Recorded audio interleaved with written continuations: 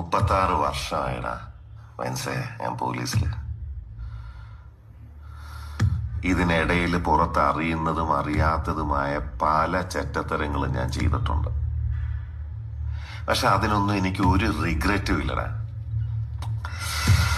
2 ദിവസം കഴിഞ്ഞ് ഞാൻ ഡിപ്പാർട്ട്മെന്റിൽ നിന്ന് റിട്ടയറായി DYSP മെഡലും വാങ്ങി ഇറങ്ങുമ്പോ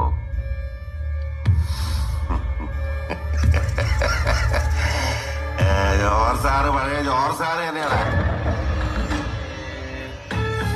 നീ ആരെയാണ് ഈ പേടിപ്പിക്കുന്നേ? എന്നെ